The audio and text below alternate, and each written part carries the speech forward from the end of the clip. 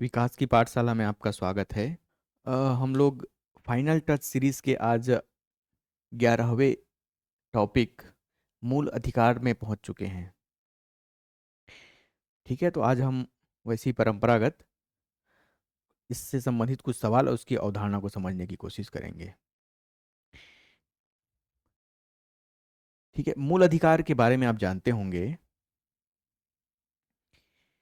कि मूल अधिकार किसी भी व्यक्ति के सर्वांगीण विकास के लिए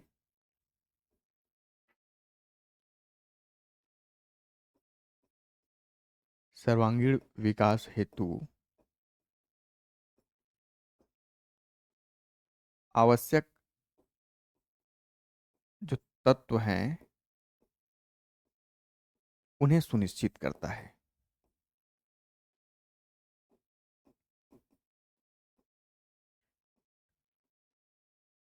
जैसे कि व्यक्ति के भौतिक विकास के लिए, अब भौतिक में क्या क्या आ जाएगा? सामाजिक, राजनैतिक, भौतिक विकास और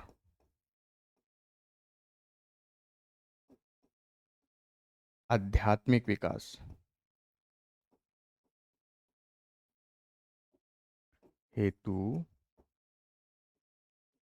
प्राप्त हैं। इसमें स्टेट भी, राज्य भी, सरकार भी इसको कम नहीं कर सकती। अभी क्या क्या इसके सवाल को देखेंगे तो आपको समझ में आएगा। जैसे कि आध्यात्मिक विकास, आध्यात्मिक विकास सामान्य तौर पर माना जाता है आप अपने धर्म को, किसी भी धर्म को मानने के लिए आपको जो धर्म रुचिकर लगता है उसको मानने की, उसको आचरण करने की, उसको प्रचार करने की भी स्वतंत्रता है। बस प्रचार करने के दौरान ये ध्यान रखना है कि प्रक्रिया उचित हो, तरीका सही हो। लालच देकर या भय देकर आप किसी का धर्म परिवर्तन कराएंगे तो उसके लिए अलग से कानून है, आपको सजा हो सकती है। ठीक है ना? मौलिक अधिकार मिला हुआ है, लेकिन आप अपने विकास के लिए स्वतंत्र हैं वहीं तक जहां तक दूसरे का क्षेत्र का या उनके मौलिक अधिकार का उल्लंघन ना हो। ठीक है, जैसे आप आजीविका के साधन के लिए कोई भी व्यवसाय अपना सकते हैं, लेकिन इसमें दूसरे के व्यवसाय को या दूसरे का जीवन प्रभावित नहीं होना चाहिए। जैसे आप एक फैक्ट्री लगाएं, ठीक है, आपने अब उसके जो भी फैक्ट्री लगाया उसमें कोई प्रोडक्शन हुआ, उसको आपने बेचा, आपने पैसे कमाए, और उसका अगर कोई अपशिष्ट है, कोई वेस्टेज है, उसको आप नदी में बहा देंगे या किसी के खेत में बहा देंगे तो खेत वाले का नुकसान हो जाएगा ना। नदी में बहा देंगे तो पर्यावरण का नुकसान होगा, उससे सर्वजन का नुकसान होगा। ऐसी गतिविधि आप नहीं कर सकते, उसके लिए अलग से कानून है। तो स्वतंत्रता आपके पास है, लेकिन इसमें भी रीजनेबल रिस्ट्रिक्शंस हैं। ठीक है, लेकिन इसमें जैसे कि भाषण की स्वतंत्रता है, अभिव्यक्ति का अपने विचार रखने की स्वतंत्रता है, लेकिन ऐसा विचार भी आप नहीं रख सकते कि दूसरे का अपमान हो जाए, भारत का संबंध दूसरे देशों के साथ खराब हो जाए। एक जिम्मेदार नागरिक होने के नाते आप अपने विचार को रखिए, उसके लिए पूरी स्वतंत्रता है। आप सरकार की योजनाओं की आलोचना भी करें, उसमें भी कोई मनाही नहीं है। उसमें भी राज्य, क्योंकि सरकार पर म, जनता ही तो नियंत्रण करती है ना। आपके विचारों के अनुसार, आपके ज़रूरतों के अनुसार ही तो सरकार कार्य करती है, आपके दबाव में ही। तो आपको बोलने की स्वतंत्रता है, कुछ करने की भी स्वतंत्रता है, वहीं तक जहाँ तक दूसरे की स्वतंत्रता बाधित ना हो, और जहाँ पर राष्ट्र की छवि भी खराब ना हो, जहाँ लोक व्यवस्था में कुछ गड़बड़ी उत्पन्न ना हो जाए। ठीक है, तो मूल अधिकार में राज्य भी इसका अल्पीकरण नहीं कर सकते, मतलब राज्य भी इसमें न्यूनता नहीं ला सकते। राज्य ऐसी विधि का निर्माण नहीं कर सकते जो मूल अधिकार को कम करते हों। ऐसी विधि नहीं बनाया जा सकता जो inconsistent to the fundamental rights हो, अदरवाइज वो 13 क्लॉज 2 के तहत अवैध घोषित कर दिया जाएगा। और 13 क्लॉज 2 के तहत ही कोर्ट्स को, न्यायपालिका को जुडिशियल रिव्यू, न्यायिक समीक्षा की शक्ति मिल जाती है। न्यायिक समीक्षा मतलब जब कोई भी विधायिका विधि बनाएगी तो वो विधि मूल अधिकारों का हनन तो नहीं कर रही है, इसकी जांच करने की शक्ति। अगर वो मूल अधिकारों के विरुद्ध है या उसका हनन करती है, उसका अल्पीकरण करती है, तो न्यायालय उसको अवैध घोषित कर देगी। चलिए आगे बढ़ते हैं। तो मूल अधिकार है, यह मूल अधिकार संविधान द्वारा प्रत्याभूत है, guaranteed by constitution and enforceable by court, और न्यायालय द्वारा प्रवर्तनीय भी है। इसका उल्लंघन करने पर आप सीधे सुप्रीम कोर्ट भी जा सकते हैं। ठीक है, ये इसलिए बहुत फंडामेंटल है।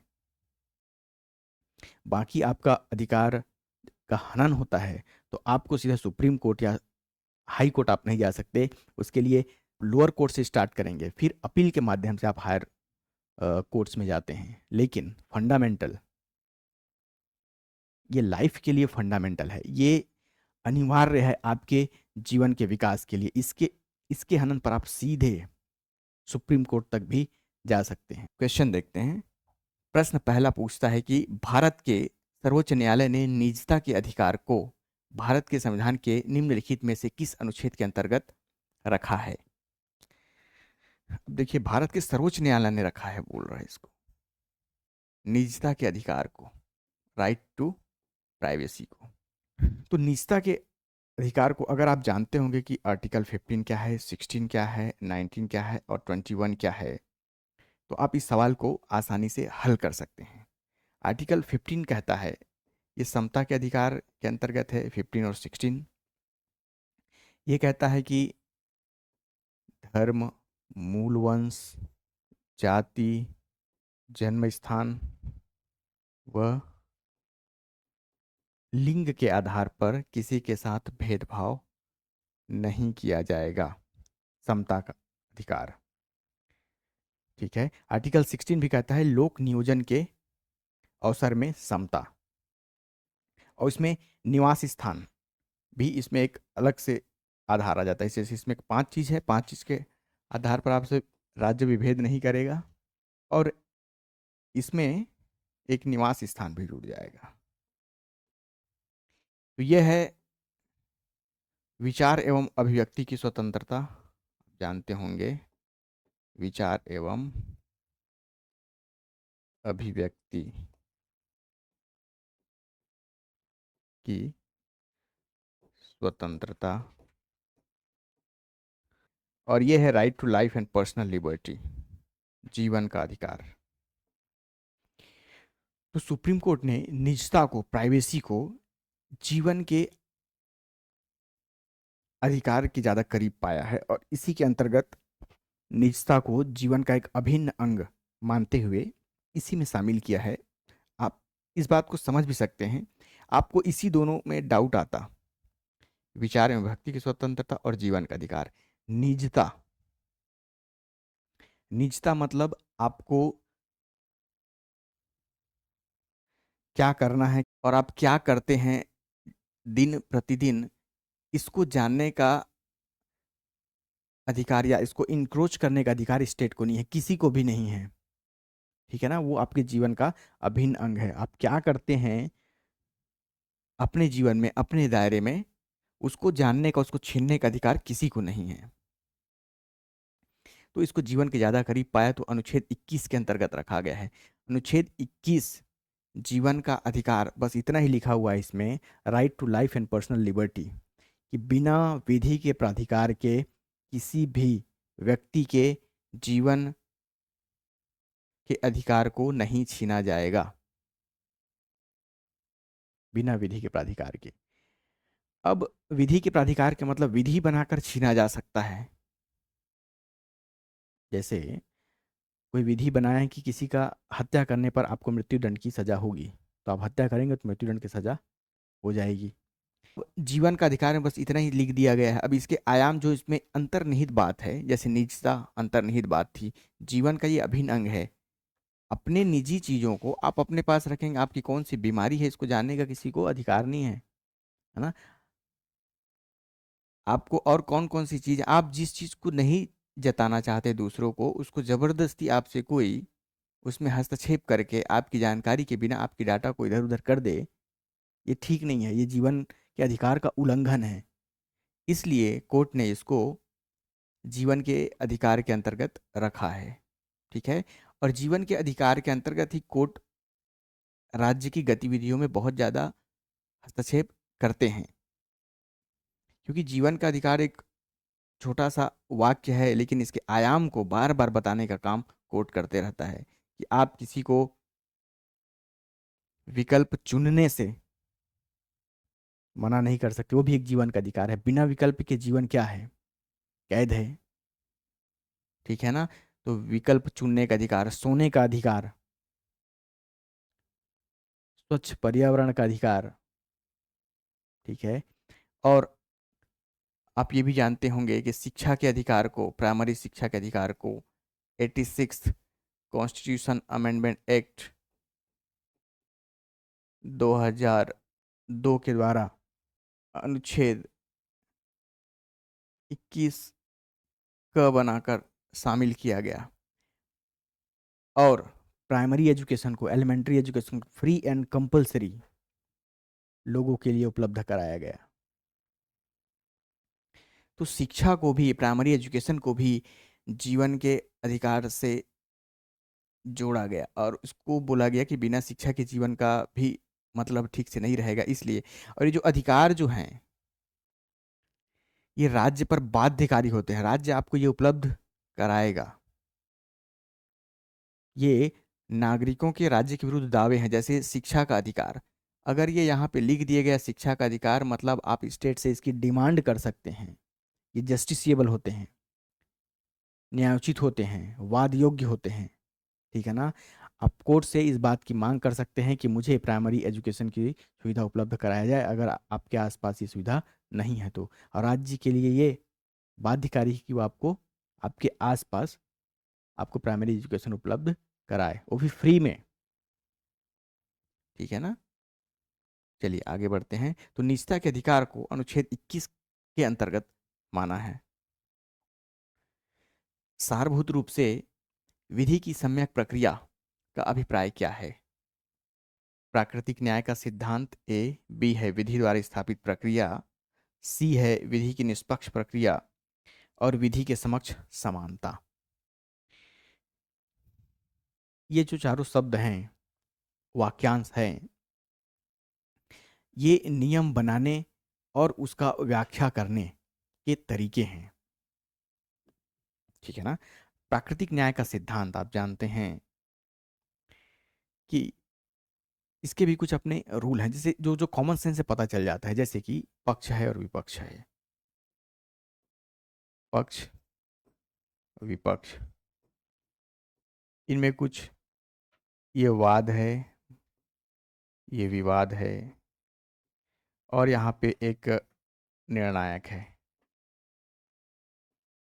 तो पक्ष या विपक्ष कभी निर्णायक के पद में पीठासीन नहीं हो सकता और इसकी बात सुने बिना ये कोई निर्णय नहीं दे सकते, इनकी बात को सुने बिना भी ये कोई निर्णय नहीं दे सकते।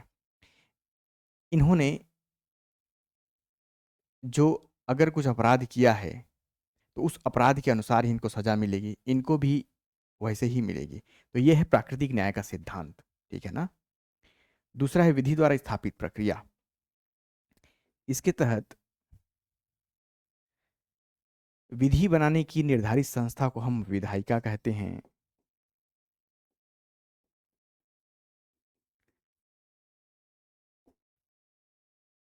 और अगर विधायिका ने प्रक्रिया का पालन करते हुए विधि कोई बना दिया तो वही विधि लागू होती है और न्यायपालिका उस विधि की इंटेंशन के बारे में या कंटेंट के बारे में कोई व्याख्या नहीं दे सकती या उसको नहीं बदल सकती। न्यायपालिका सिर्फ इस विधि की में उपयोग हुई प्रक्रिया का सिर्फ प्रोसीजर को ही चेक करती है कि ये सही प्रक्रिया का पालन किया गया है या नहीं। तो यहाँ पे इसके इस सिद्धांत के हिसाब से न्यायपालिका की शक्ति विधि की व्याख्या करने के लिए बहुत सीमित है। विधि द्वारा स्थापित प्रक्रिया में विधायिका जो विधि बनाने के लिए निर्धारित संस्था है वही विधि बनाएगी और उसी के द्वारा बनाई गई विधि ही सर्वोच्च होगी। उसके बाद इंटरप्रिटेशन का कोई स्कोप नहीं बचता है। सिर्फ प्रक्रिया को न्यायपालिका में अगर जांच चल रही है तो सिर्फ प्रक्रिया को देखेगी, ठीक है, कि प्रक्रिया का पालन किया गया कि नहीं। अब सी है विधि की निष्पक्ष प्रक्रिया, फेयर प्रोसीजर ऑफ लॉ या फेयर एप्लीकेशन ऑफ लॉ। इसके तहत विधि बनाने वाली संस्था ने विधि बना दिया, उसके बाद न्यायपालिका भी उसकी व्याख्या कर सकती है किस आधार पर कि संविधान का उल्लंघन तो नहीं हो रहा है या लोगों के मौलिक अधिकार का तो उल्लंघन नहीं हो रहा है। इस आधार पर न्यायपालिका विधि की फिर से जुडिशियल रिव्यू कर सकती है, न्यायिक समीक्षा कर सकती है। तो इसके माध्यम से दोहरा प्रोटेक्शन मिल जाता है, डबल प्रोटेक्शन मिल जाता है कानून को और लोगों के फंडामेंटल राइट्स को भी, ठीक है। अब डी है विधि के समक्ष समानता, इक्वालिटी बिफोर लॉ। इसका मतलब है विधि के समक्ष सब समान होंगे, किसी के साथ किसी भी आधार पर भेदभाव नहीं किया जाएगा। यहाँ पे जो स्टेट है, राज्य है, अथॉरिटी है, वो हस्तक्षेप नहीं करती। जैसे कि जाति के आधार पर मान लो एक जाति के लोग अमीर हैं, दूसरे गरीब हैं, या तो सब समान होंगे।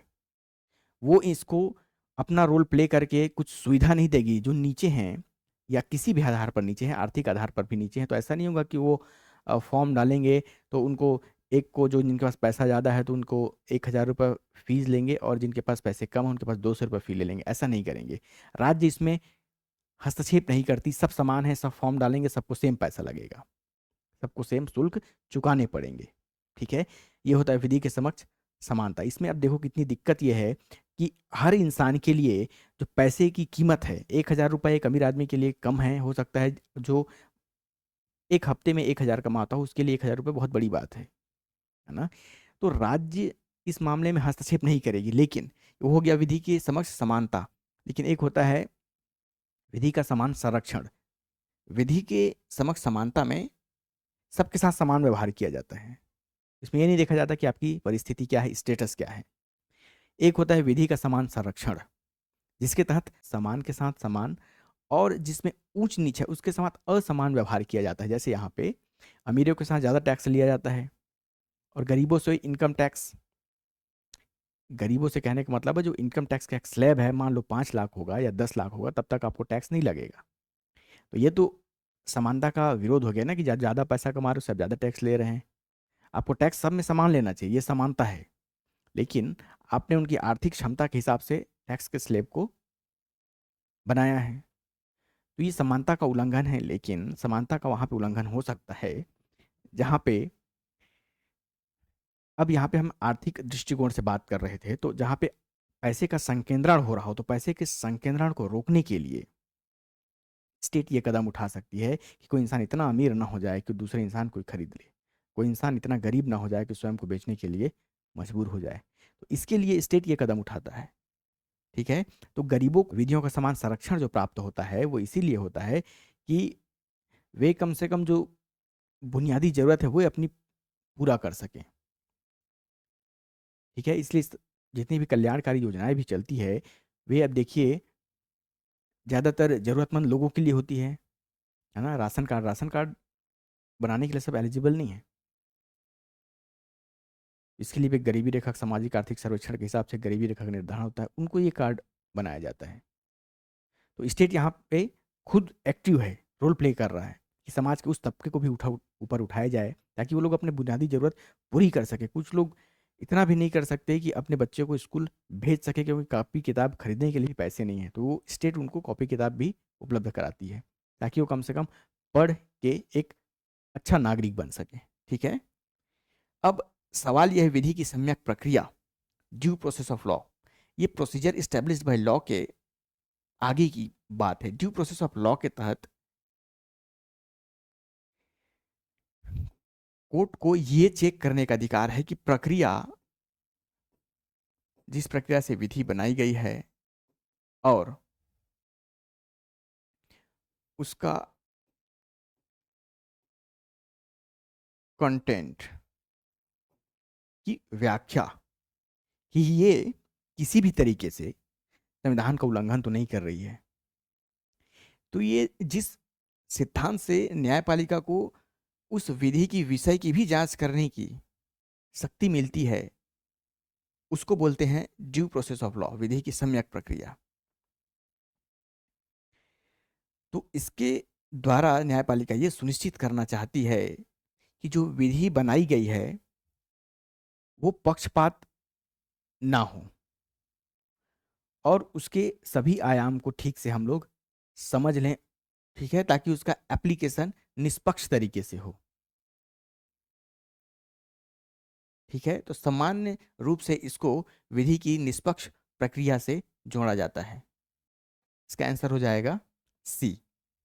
विधि की सम्यक प्रक्रिया के द्वारा हम कोशिश करते हैं कि जो विधि है उसका जो एप्लीकेशन हो रहा है वो भी निष्पक्ष हो। और विधि की सम्यक प्रक्रिया को आप याद रखेंगे, विधि बनाने वाली संस्था ने विधि बना दिया तो उसकी प्रक्रिया और विषय दोनों को न्यायालय चेक कर सकती है। ठीक है, ये लोगों के अधिकार को और संरक्षण प्रदान करने के लिए सिद्धांत अपनाया गया है कोर्ट के द्वारा। ये जो लॉ है या ये जो सिद्धांत है ये अमेरिका से लिया गया है और अमेरिका के लोगों ने भी विधायिका पर कंट्रोल करने के लिए जुडिशरी को, न्यायपालिका को ये शक्ति मिली, उसका समर्थन कर दिया वहाँ के पब्लिक ने। जबकि डेमोक्रेसी के कंट्रोवर्सी में जाता है। क्यों? क्योंकि हमने जो लोगों को चुना है वे गलत, वे भी जो विधि बनाएंगे उसके ऊपर भी कोई विधि की व्याख्या करे जिसको हमने चुना नहीं है, तो ये वाद विवाद का विषय रहता है। तो विधि की सम्यक प्रक्रिया को आप समझ पाए होंगे कि प्रक्रिया के साथ विषय की इंटेंशन को या कंटेंट को भी चेक करने की या व्याख्या करने की न्यायपालिका को शक्ति होती है ताकि विधि की निष्पक्ष फॉलो हो, प्रक्रिया निष्पक्ष लागू हो। ठीक है, तो इसका आंसर हो जाएगा सी। तीसरा सवाल है, निम्नलिखित कथनों पर विचार कीजिए। भारत के संविधान के अनुसार केंद्र सरकार का यह दायित्व है कि वह राज्यों को आंतरिक अशांति से बचाए। आंतरिक अशांति, इंटरनल डिस्टरबेंस से। अब आंतरिक अशांति क्या होती है भाई? जैसे आपने सुना होगा नक्सलिज्म, नक्सलवाद। दूसरा, तो ये केंद्र सरकार का दायित्व है कि नहीं आपको बताना है। दूसरा, भारत का संविधान राज्यों को निरोधात्मक निरुद्धि में रखे गए किसी व्यक्ति को विधिक परामर्श उपलब्ध कराने की छूट प्रदान करता है। भारत का संविधान निरोधात्मक निरुद्धि, पहला देख लेते हैं। भारत के संविधान के अनुसार तो ये केंद्र का दायित्व है। ये अनुच्छेद 355 में ये बात लिखी गई है, क्योंकि हम जानते हैं केंद्र सरकार अधिक शक्तिशाली है, संघ सरकार अधिक शक्तिशाली, उसकी जिम्मेदारी ये है। और जिम्मेदारी है कैसे पता चलता है? तो छत्तीसगढ़ में नक्सलवाद को खत्म करने के लिए यहाँ पे फंडिंग और फोर्स जो डिप्लॉय किया गया है, ये उसकी जिम्मेदारी है ना, क्योंकि सब स्टेट यूनियन के हिस्से हैं और सब स्टेट एक उसके अंग की तरह हैं। सभी अंग ठीक से काम करेगा तभी तो शरीर ठीक रहेगा ना। तो इसलिए केंद्र सरकार का यह दायित्व है कि वह राज्यों के आंतरिक अशांति से सुरक्षा करे। अनुच्छेद 355 में बात लिखी गई है। दूसरा, अब निरोधात्मक निरुद्धि में मतलब प्रिवेंटिव डिटेंशन। प्रिवेंटिव डिटेंशन का अर्थ होता है, प्रिवेंट करना मतलब होता है रोकना। अपराध होने से पहले ही, अपराध होने से रोकने के लिए या अपराध करने से पहले रोकने के लिए किसी व्यक्ति को हिरासत में ले लेना। तो निरोधात्मक निरुद्धि में रखे किसी व्यक्ति को विधिक परामर्श, लीगल काउंसिल उपलब्ध कराने से छूट प्रदान करता है। सामान्य जो व्यक्ति है उसको तो ये छूट है कि आप अगर गिरफ्तार हो रहे हैं तो आप अपने पसंद के व्यक्ति से काउंसिल करा लिया, वकील लगा लें। लेकिन अगर किसी को संदेह के आधार पर गिरफ्तार किया गया है कि ये होली में हुड़दंगा तो नहीं कर देगा, या दिवाली में पटाखे की जगह बम तो नहीं फोड़ देगा, या लोक व्यवस्था के लिए खतरा तो नहीं हो जाएगा, जो बड़े बड़े फंक्शन होते हैं उसके पहले कुछ लोगों को गिरफ्तार किया जाता है, ये वकील के पास नहीं जा सकते। ठीक है ना? तो ये छूट प्रदान नहीं करते हैं। किनको नहीं करते हैं? निरोधात्मक निरुद्धि में रखे गए व्यक्ति को। ये कथन गलत है। तो इस कथन में हमको सही बताना था, केवल एक सही है। भारत के संदर्भ में निम्नलिखित कथनों पर विचार कीजिए। न्यायिक हिरासत का अर्थ है कि अभियुक्त अक्यूज्ड संबंधित मजिस्ट्रेट की हिरासत में है और उसे पुलिस थाने की हवालात में रखा जाता है, न कि जेल में। दूसरा कथन है, न्यायिक हिरासत के दौरान मामले का प्रभारी पुलिस अधिकारी न्यायालय की अनुमति के बिना संदिग्ध व्यक्ति से पूछताछ नहीं कर सकता। देखिए, न्यायिक हिरासत में है, जुडिशियल कस्टडी में जो व्यक्ति रहता है उसको हवालात में नहीं, जेल में रखा जाता है। ठीक है? हवालात मतलब पुलिस कस्टडी हुआ वो। तो ये कथन गलत है।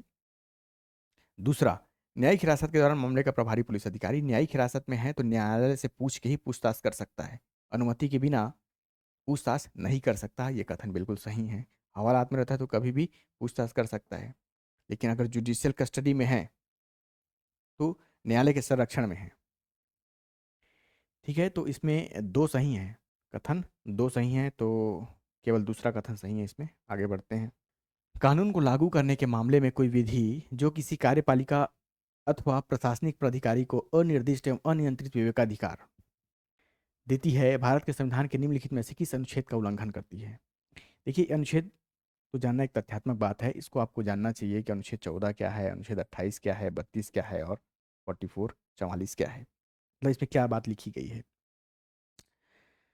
तो कोई विधि को लागू करने के लिए किसी कार्यपालिका अथवा प्रशासनिक अधिकारी को अनिर्दिष्ट एवं अनियंत्रित विवेकाधिकार, अनडिफाइंड एवं अनकंट्रोल्ड डिस्क्रिशनरी पावर अगर दे दिया गया है तो किसका उल्लंघन करेगा? ये तो एक विशेषाधिकार जैसी बात हो गई ना। अनिर्दिष्ट एवं अनियंत्रित विवेकाधिकार किसी विधि को लागू करने के लिए। और हम हमेशा विधि की समक्ष समता की बात करते हैं कि सब अधिकारी एक डिफाइंड तरीके से काम करेंगे, उनको विवेकाधिकार नहीं दिया जाएगा, रूल ऑफ लॉ को फॉलो करेंगे, है ना? कानून का शासन है यहाँ पे। अनियंत्रित विवेकाधिकार किसी को नहीं दिया, अगर दे दिया जाएगा तो समानता के अधिकार का उल्लंघन हो जाएगा। आर्टिकल 14 विधि के समक्ष समानता का, क्योंकि वो व्यक्ति के पास विवेका अनियंत्रित और अनडिफाइंड पावर है और जो सामान्य नागरिक है उसके पास वो विवेकाधिकार नहीं है। तो ऐसा नहीं होगा, यहाँ पे शासक और शासित दोनों विधि के समक्ष समान होंगे। अच्छा, आर्टिकल 28 को आप जानते होंगे, ये क्या है? आर्टिकल 32 को आप जानते होंगे, ये है, ये धर्म की स्वतंत्रता से संबंधित अनुच्छेद है। धार्मिक शिक्षा या उपासना में उपस्थित होने की स्वतंत्रता। किसी शिक्षण संस्थान में अगर कोई धार्मिक शिक्षा या उपासना दी जा रही है तो आप स्वतंत्र हैं, आप उपस्थित हो या ना हो, आपको जोर जबरदस्ती नहीं किया जा सकता। अनुच्छेद 32 को आप जानते हैं, ये मूल अधिकारों को संरक्षण प्रदान करने के लिए एक मूल अधिकार है। इसको बोलते हैं संवैधानिक उपचारों का अधिकार, राइट टू कॉन्स्टिट्यूशनल रिमेडीज। इसको संविधान की आत्मा या हृदय कहा है। किसने कहा है आप बताएंगे? कमेंट बॉक्स में बताएंगे हृदय किसने कहा है। Soul of constitution. और ये आर्टिकल 32 के तहत ही आप सीधा सुप्रीम कोर्ट जा सकते हैं अगर आपके मूल अधिकार का हनन हो रहा है। फिर सुप्रीम कोर्ट रिट अधिकारिता के माध्यम से आपके मूल अधिकार का संरक्षण करेगी। ठीक है? इसके तहत 5 प्रकार के रिट जारी होते हैं। डिपेंड करता है कि किस नेचर की विधि ने या किसने आपके मूल अधिकार का हनन किया, उस उसके आधार पर जैसी समस्या होगी वैसी समाधान के लिए फिर सुप्रीम कोर्ट रिट जारी करेंगे। ठीक है। अच्छा, आर्टिकल 44 डीपीएसपी का एक आर्टिकल है, directive principle of state policy का, और ये राज्य में एक समान नागरिक संहिता, यूनिफॉर्म सिविल कोड की वकालत करता है। ये बोलता है, कहता है कि राज्य प्रयास करेगा कि विवाह, तलाक, उत्तराधिकार आदि पर जो कानून बने वो सभी लोगों के लिए एक समान हो, उसमें धर्म आधारित भेदभाव या किसी भी आधार पर भेदभाव ना हो, ऐसा कोशिश करेगा। लेकिन भारत में इतनी विविधता है, यहाँ पे अलग धर्म को मानने वाले लोग हैं, ट्राइबल एरिया में इतनी सारी परंपराएं हैं, इसलिए इसको लागू करना स्टेट के लिए बहुत मुश्किल होता है, इसमें सहमति बनाना बहुत मुश्किल है। लेकिन अभी आप बताएंगे कि कौन कौन से स्टेट में यूसीसी लागू है। अब एक एक स्टेट को आप जानते होंगे, गोवा। गोवा में आज़ादी से पहले का ही, अब यहाँ पे कॉमन सिविल कोड किसका है, पुर्तगीज सिविल कोड लागू है वहाँ पे गोवा में। हमारा देश भारत है, लेकिन वहाँ पे क्योंकि गोवा पुर्तगाल का वहाँ पे शासन था, तो पुर्तगीज सिविल कोड वहाँ पे लागू है। और एक कौन सा स्टेट है जो 2025 में जहाँ पे यूसीसी लागू किया गया, ये आप जानते हैं तो कमेंट बॉक्स में बताएं। ये इम्पोर्टेंट है, ये आ सकता है सवाल। तो इसका आंसर हो गया ना। इसका आंसर हो जाएगा, विधि के समक्ष ये दिख रहा है आपको, समानता का उल्लंघन हो रहा है, किसी भी कार्यपालिका को या कोई भी अधिकारी को जो किसी भी ओहदे में हो उसको अनियंत्रित और अविवेक पूर्ण काम करने का अधिकार नहीं है। भारत के संविधान के किस अनुच्छेद के अंतर्गत निजता का अधिकार संरक्षित है। ये हमने पढ़ा था, निजता का अधिकार जीवन का एक अभिन्न हिस्सा है, आर्टिकल 21। निम्नलिखित मूल अधिकारों के किस वर्ग में अस्पृश्यता के रूप में किए गए विभेद के विरुद्ध संरक्षण सम्मिलित है। अस्पृश्यता अनटचेबिलिटी, हमने पढ़ा है कि हम जानते हैं आर्टिकल समता के आधार पर अस्पृश्यता का अंत की बात की गई है, एबॉलिशन ऑफ अनटचेबिलिटी, आर्टिकल 17 में। अनुच्छेद 17 में यह बात बोली गई है कि राज्य ने व्यक्ति के साथ किसी भी प्रकार का अस्पृश्यता के आधार पर व्यवहार करना अपराध होगा। इसीलिए इसके लिए एक अधिनियम भी बनाया गया है, उसका नाम है सिविल अधिकार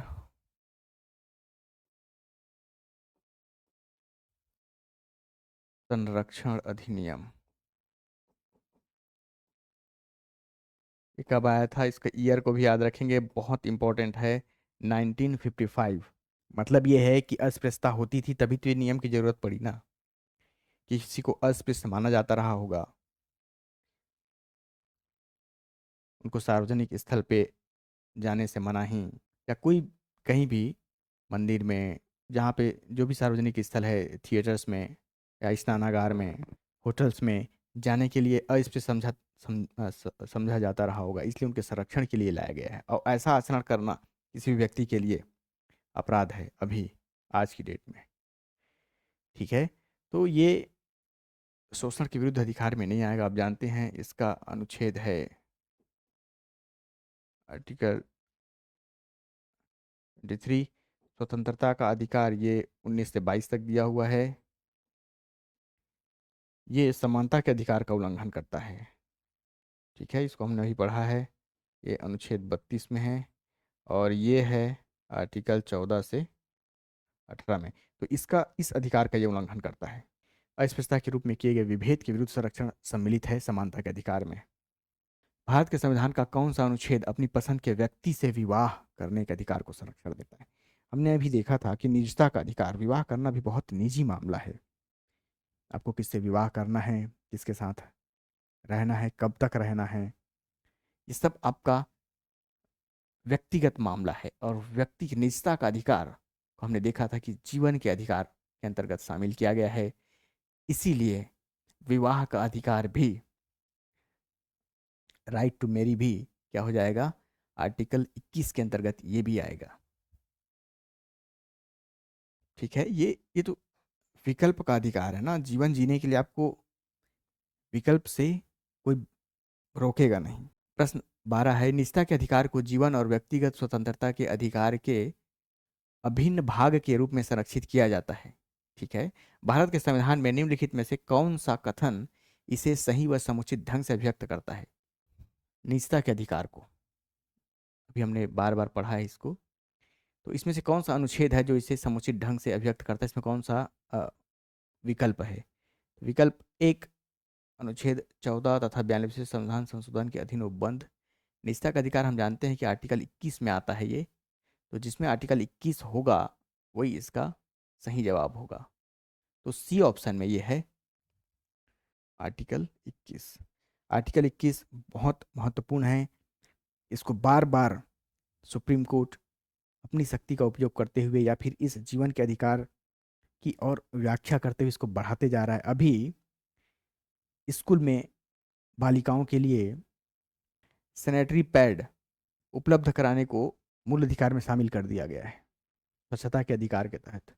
उनको ये अधिकार है कि आप उनकी स्वच्छता का, हाइजीन का ध्यान रखें। ठीक है, अब ये हर स्कूल के लिए इसका नोटिफिकेशन जारी होने के बाद कंपलसरी हो जाएगा और टॉयलेट्स की भी व्यवस्था करना हर संस्थान की जिम्मेदारी होगी। ठीक है, तो फिलहाल ये सवाल का जवाब है अनुच्छेद 21 तथा भाग 3 में गारंटी की गई स्वतंत्रताएं। अगला सवाल है, निम्नलिखित कथनों में से कौन सा सही है? अधिकार नागरिकों के विरुद्ध राज्य के दावे हैं, rights are claim of the state against the citizens. B, अधिकार वे विशेषाधिकार हैं जो किसी राज्य के संविधान में समाहित हैं। सी, अधिकार राज्य के विरुद्ध नागरिकों के दावे हैं। और डी है, अधिकार अधिकांश लोगों के विरुद्ध कुछ नागरिकों के विशेषाधिकार हैं। देखिए, यहाँ पे विधि के समक्ष समता की बात होती है ना, यहाँ पे किसी को भी विशेषाधिकार सामान्य तौर पे नहीं है। विशेषाधिकार कुछ खास जगह पर विशेष उत्तरदायित्व को निभाने के लिए कुछ लोगों को दिया जाता है। यहाँ पे जैसे संसदों को या संसद को कुछ चीज़ के लिए विशेषाधिकार है, लेकिन वो संसद के प्रीमाइस में है कि कुछ भी बोलने का, क्योंकि उनका उत्तरदायित्व ज़्यादा है और वहीं पे अपनी बात रखने के लिए वो, क्योंकि वहाँ पे रखी गई बात को कोर्ट में ले जाकर आप उस पर आरोप नहीं लगा सकते। इसलिए स्वतंत्र चर्चा हो, ठीक ठाक चर्चा हो, अपनी पूरी व्यक्तित्व के अनुसार वो लोग चर्चा करें, इसके लिए वहाँ पे उनको कुछ भी बोलने का अधिकार दिया गया है। लेकिन मूल अधिकार में आप जानते हैं अनुच्छेद 19(1) के क में जैसे विचार एवं व्यक्ति की स्वतंत्रता है, लेकिन उसमें रिजर्वेबल रिस्ट्रिक्शन लगाया गया है, युक्तियुक्त प्रतिबंध लगाया गया है। तो विशेषाधिकार का मामला यहाँ पे हो नहीं सकता। कुछ लोगों के, नागरिकों के विशेषाधिकार हैं, ऐसा नहीं हो सकता। अधिकार भी विशेषाधिकार हैं जो किसी राज्य के संविधान में समाहित है, तो ये विशेषाधिकार नहीं है, ये सभी लोगों के लिए उपलब्ध अधिकार हैं। और अधिकार नागरिकों के विरुद्ध राज्य के दावे हैं या अधिकार राज्य के विरुद्ध नागरिकों के दावे हैं। अब ये दो बात है, ये आपको नागरिकों को कुछ करने के लिए स्वतंत्रता उपलब्ध कराते हैं। जैसे मूल अधिकार है, वे नागरिकों को अपना व्यक्तित्व के विकास के लिए स्वतंत्रता उपलब्ध कराते हैं। जैसे शिक्षा का अधिकार है, तो शिक्षा का अधिकार आप किससे मांगेंगे? कौन है संसाधन का भी संरक्षण करता? कौन है? स्टेट है। और किससे मांगेंगे शिक्षा का अधिकार? तो स्टेट के विरुद्ध ये आपका अधिकार है, नागरिकों का अधिकार है कि आप मुझे शिक्षा दे, और ये राज्य के लिए बाध्यकारी कि आपको शिक्षा, प्राइमरी एजुकेशन आपको उपलब्ध कराएंगे। तो इसका आंसर सी हो जाएगा। और अधिकार जो है वो राज्य के नागरिकों को मिला हुआ है राज्य के विरुद्ध, ताकि वे अपना जीवन का ठीक से संचालन कर सके और कुछ भी करने के लिए स्वतंत्र रहें।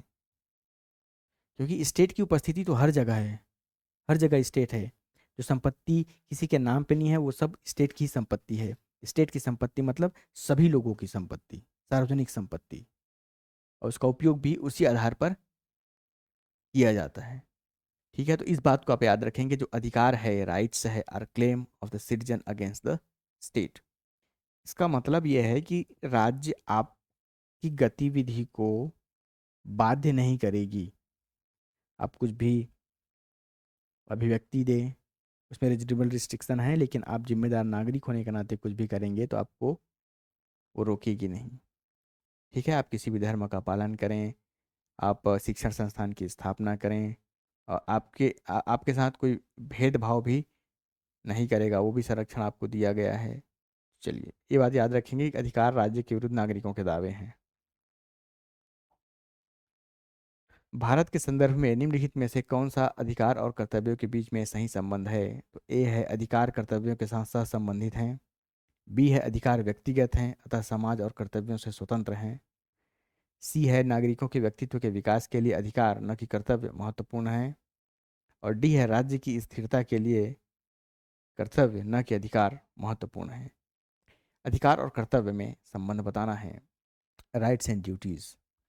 तो ए अधिकार कर्तव्यों के साथ सहसंबंधित है। जैसे अधिकार, आपका क्या अधिकार है? मूल अधिकार है। मान लो आपको शिक्षा का अधिकार है, आपको स्टेट ने शिक्षा दे दिया क्योंकि आपका दावा था, अधिकार में आपका दावा है, तो स्टेट ने आपको शिक्षा दे दिया। उसके बाद आपके कुछ कर्तव्य हैं। शिक्षा आपको दी जाती है ताकि आप कर्तव्यनिष्ठ इंसान बने, अच्छे नागरिक बने। तो ये सहसंबंधित से समझ तो आ रहा है। अगला ऑप्शन देख लेते हैं, सबसे बेस्ट कौन सा है इसमें से। तो अधिकार व्यक्तिगत हैं अतः समाज और कर्तव्यों से स्वतंत्र हैं। ऐसा नहीं है, अधिकार व्यक्तिगत होते हैं लेकिन ये उससे स्वतंत्र नहीं हो सकते, क्योंकि आप एक सामाजिक प्राणी हैं। ये आपको अधिकार दिया गया है ये उम्मीद से कि आप अपने कर्तव्यों का पालन करेंगे।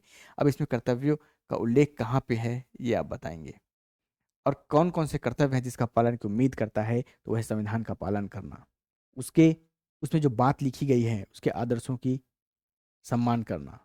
ऐसे करके 11 टोटल आपके कर्तव्य बताए गए हैं। और है कि सार्वजनिक संपत्ति की रक्षा करना, हिंसा से दूर रहना, महिलाओं का अपमान हो ऐसी प्रथा से दूर रहना, ऐसी प्रथाओं को त्यागना, वैज्ञानिक दृष्टिकोण रखना, व्यक्तिगत विकास के लिए काम करते रहना, राष्ट्र की रक्षा के लिए कभी बुलाया जाए आह्वान पर आपको आना हो। ऐसे करके बहुत सारे आपके कर्तव्य दिए गए हैं जो एक नागरिक से उम्मीद होती है कि वो इसका पालन करें। तो ये स्वतंत्र तो नहीं है, ये एक दूसरे से संबंधित है। ये आंसर नहीं होगा। नागरिक के व्यक्तित्व के विकास के लिए अधिकार ना कि कर्तव्य महत्वपूर्ण है, ऐसा नहीं है। अच्छे नागरिक में को अपने अधिकार का ज्ञान होता है लेकिन उसको कर्तव्य विमूढ़ भी नहीं होना चाहिए। अच्छा नागरिक अधिकार को जानता है और कर्तव्य का पालन भी करता है। राज्य की स्थिरता के लिए कर्तव्य महत्वपूर्ण है, न कि अधिकार। ऐसा नहीं है, बिना अधिकार के यहाँ पे अच्छे नागरिक बनना बहुत मुश्किल हो जाएगा। खाली कर्तव्य रहेगा तो राज्य एक बोझ के लिए हो जाएगा, बोझ की तरह लगेगा इंसान को। तो ये तीनों गलत है। अधिकार और कर्तव्य परस्पर संबंधित है, ये सही बात है, क्योंकि ये हमारी संस्कृति का भी हिस्सा है और ये भारत के संदर्भ में पूछा गया है। और ये संविधान भी इसी की उम्मीद करता है कि आप अपने अधिकार जानते हैं तो कर्तव्य का भी ध्यान रखें, उसका पालन करें। ठीक है। भारत के संविधान में शोषण के विरुद्ध अधिकार द्वारा निम्नलिखित में से कौन कौन से परिकल्पित हैं? शोषण के विरुद्ध अधिकार में दो अनुच्छेद हैं, अनुच्छेद 23 और अनुच्छेद 24। अनुच्छेद 23 में जो पहला कथन है, तो ये तो फैक्चुअल सवाल हो गया। ये सीधा सीधा अनुच्छेद 23 को बताता है। अनुच्छेद 23 में ये बात लिखी गई है कि prohibition of human trafficking and forced labour. दूसरा, अस्पृश्यता का उन्मूलन, इसको हमने देखा था कि ये भाई ये अनुच्छेद 17 की बात है। अल्पसंख्यकों के हितों की सुरक्षा, ये अनुच्छेद 29 की बात है। कारखाने और खदानों में बच्चों के नियोजन का निषेध, ये है अनुच्छेद 24। तो सही उत्तर आपको बताना है। इसमें 1 और 4 सही हैं, तो देख सकते हैं इसमें सी ऑप्शन में 1 और 4 दिया हुआ है इस तरह। ये आंसर आपका सी सही विकल्प होगा। धन्यवाद। है कोई डाउट है तो आप बताएं, और इसका पीडीएफ टेलीग्राम चैनल में मिल जाएगा। हमारे चैनल को सब्सक्राइब करिएगा अगर आपको ये उपयोगी लग रहा है तो। शुक्रिया।